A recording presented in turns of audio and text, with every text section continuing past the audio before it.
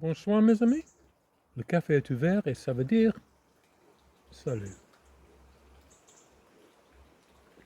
Percy was singing, "Where has Doris gone? Where has Doris gone? Has she really gone? Has she really gone? Where has Doris gone?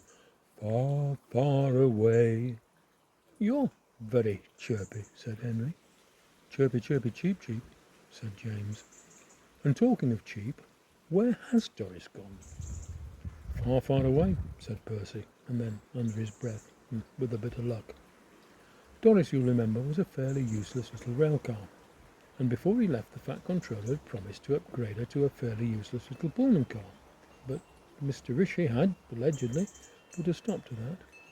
Doris was not happy and had gone on strike and refused to do any work at all. Percy's driver was quite militant and, with a nose for trouble, had offered to picket, but for the main part, Doris was just left to sulk down a siding. But this morning, as the yard came to life, Percy noticed that Doris was no longer there. Now, Doris had threatened to leave the yard before, but she decided that staying on was a more lucrative option. Her passengers would have preferred her to leave. They were, after all, still paying for her, but without receiving any service whatsoever.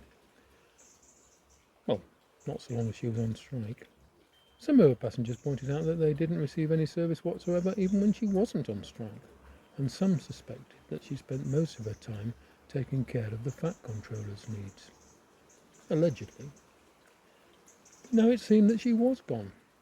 "Pining for the fjords," said Percy. "Pining for the fjords?"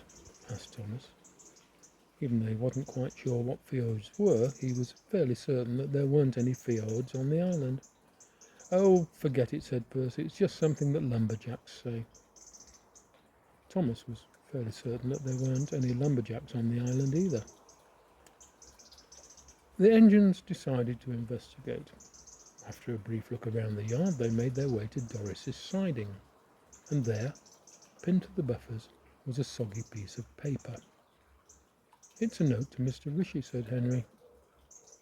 "Why is it so wet?" asked James. "It's dripping," said Percy. "What's it dripping with?" asked Thomas. "Vitriol," said Edward. "Pure vitriol."